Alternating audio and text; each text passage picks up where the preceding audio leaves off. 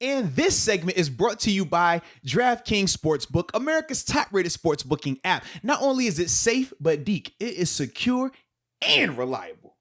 And for all the first-time users out there, what do we have for the first-time users? We have a little promo code. A little promo. Who doesn't like? I mean, I know the holidays are over, but we're still in the give-in mode. And DraftKings are as well. So if you use the promo code MOATS for all the first-time users out there, you will receive up to $1,000 in deposit bonus money. So stop wasting time. Keep watching the video, but download the app, use the promo code, and get an opportunity to make some money. All right, so this is from Heather Dope, and shout out to Heather, man. She definitely tunes in, man. What were your thoughts on switching out Rudolph and Dobbs? Also, do you think we could see something similar with Dobbs in the playoffs? All right, I guess I'll go first. You go first. Yeah. I liked it, man. I thought this was a great job by Randy Fichtner. We've criticized him, right? Sometimes we said that we felt like he gets criticized too much, especially, you know, with some of the things we talk about with Ben having the autonomy to just check in and out of plays, right? We said, man, a lot of the stuff, man, you put it on Randy Fichtner, it's not necessarily him. But yesterday, you got to see him in the stadium without Seven, because that was the other narrative, right? A year ago, Mason plays well. We say, whoa, man, it was probably Ben. He got the headset in. You know, Randy just over there unplugged. We're like, all right, cool. If you want to spin it that way, sure. But this time around, he wasn't even in Cleveland. You know what I mean? Ben cut off Randy's headset. You know what I mean? So, no, seriously, I can assure you, I legit had to answer questions about this. I will never forget. And I'm just like, are you kidding me right now? I don't think we talked about it. No, we did, because I was like, yo, it's out of here. And they're like, bro, it's unplugged. And it was Mason. I mean, it was Ben telling Mason these plays. That's why Mason looked good. I'm like, yo, y'all gotta stop this, bruh. Like, I'm not even saying that Randy's great. I'm not even saying that he's good. All I'm saying is y'all gotta stop with some of this reaching y'all be doing, man. Lord have mercy. I mean, we talked about this, right? Offense looks good. Man, that's because of Seven right there. Offense look bad. Man, what's Randy Fichtner doing? And you're like, bruh, the dude, like, he could call it, but Ben he got the green light. It's no different than Brady or Breeze. Like, when they do good, it's them. If they do bad, it's their decision making. It's not on the coordinators, but to each his own, man. But either way, Ben said some type of comment last week about Fichtner in the second half. He did. He spoke highly of him. Yes, yeah, absolutely. And I'm like, dude, nobody wants to give him love. So I'm like, all right, cool.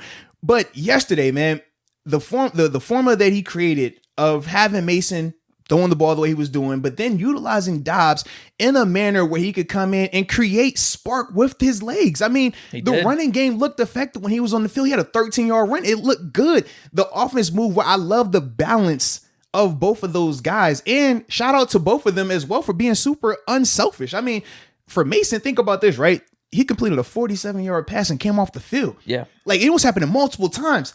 But you could just see how effective it was working and why they were doing it the way they were doing it. But for both of those guys, Dobbs and Mason, they knew how big of an opportunity this was. So the fact that they could both say, you know what? I'm going to eat, but I'm going to make sure that we both eating together in this thing. We're going, all right, this is the plan from Randy. We're going to both do this to the best of our ability. I felt like it helped both of them out going forward. And then for Randy, I thought it helped him out because, number one, there was no more excuses of, all right, the offense looked good because of the quarterback, or it looked bad because of the coordinator. It was like, no. Y'all don't believe in Mason. You don't believe in Dobbs. You don't believe in Fichtner. So whatever was going on was a combination of those guys making it happen. And we weren't seeing a lot of pre-snap checks by Mason Rudolph. No. It was more so what he calls, that's what y'all are running. And they did that. And I thought they executed it really well, especially in the second half when all the chips were on the table and at a time when it was about to get out of hand. That pick he threw, it started to teeter of, okay, I think it was 20, it got to 24-9 at that point. We're like, man, might get gory right here. All right, might be time to go ahead and turn this thing off. And then you see him respond the way he responds. You see Dobbs respond the way he responded. And then not only that, Randy Fichtner, I liked how he started out initially after the interception. He got conservative, right? He said, I'm going to run the ball right here. Run the ball. Just keep running the ball. 2 series running the ball. Then after that, what? Now we're taking shots. And then from there, the offense exploded again. I just thought as a whole, all three of those guys played well.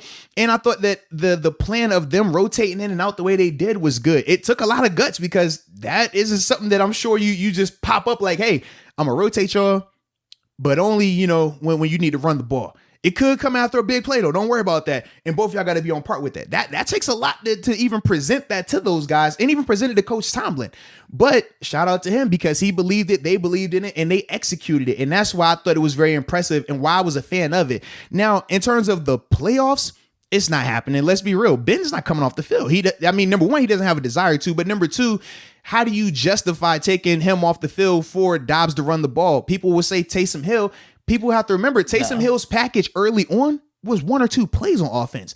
We're looking at a thing that's been 4 or 5 years in the making, what you're seeing with Taysom now, where he has an extensive 10 to 15 play package. Well, and they don't even have him at quarterback, right, too. But that wasn't the case initially. Early on, he was a special teams only guy. And then it started to be, okay, you get 1 trick play. All right, now you get 2 trick plays, and then it's grown. You're not going to get that from Dobbs or Randy Fichtner in this offense being buying into it, or even been buying into it the way Drew Brees has bought into it. You're not getting that in 6 days, or 7 days. That's not about to happen with a playoff game. Right. So for me, I do think that's something they should explore going forward in terms of next year when you get a full offseason to formulate something. But right now, I just don't see that happening on the fly come playoff time. Yeah, I've talked about that before, having the 2 quarterback thing where you have a guy come in for certain plays. And I've never really been the biggest fan of it. And it's usually whenever you have a guy like Breeze or a guy like Rodgers, Ben, like I don't want those guys off the field. But in this case, man, like I said, I thought the game was just fun, and I think this was like an added element to it. Absolutely, it was like man. You saw Rudolph out there, then you saw Dobbs for a little bit, especially in the first half, had that big run. And it was working. So it's one of those things, I'll be real. It's like, if it's not working, you're like, what the hell are you doing?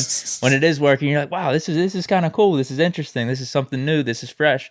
So yeah, what was the exact question about it? Like, what did you think about it? Or not only what do we think about, them switching out Rudolph and Dobbs, but also do we think we'll see something similar come playoff time? Yeah, I'm with you. I don't think playoff time, in terms of the game, yeah, I did like it. I mean, it was definitely like a nice little mix-up. Maybe there was 1 or 2 times after the nice throw from Mason, I'm like, man, maybe you should keep him in with the momentum and stuff.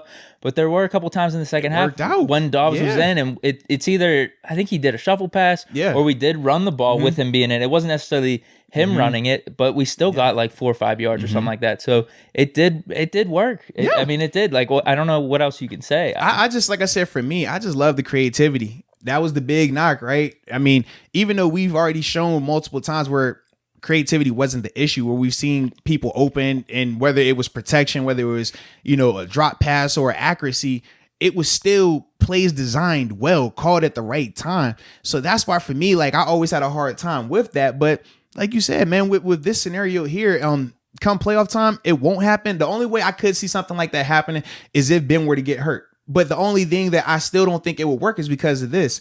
They had Mason and Dobbs activated because Ben wasn't out there. If Ben's there, they're not carrying 3 quarterbacks in the game. So you're not going to be able to even do that in an emergency situation if Ben were to get hurt or something like that. So that's my only issue with that. It's just, it's not happening, because if you dress 3 quarterbacks, I mean, you're going to lose either a lineman or a linebacker, or see, like, you're going to lose somebody else. You're not game planning for that either. Not at all. You're not game planning for Ben getting hurt, and then you having maybe 2 quarters of a Mason and Dobbs combo. You're not going to do that, man. That's not good game planning, period. And knowing Coach Tomlin, he's not going to go that approach. He's not going to do that.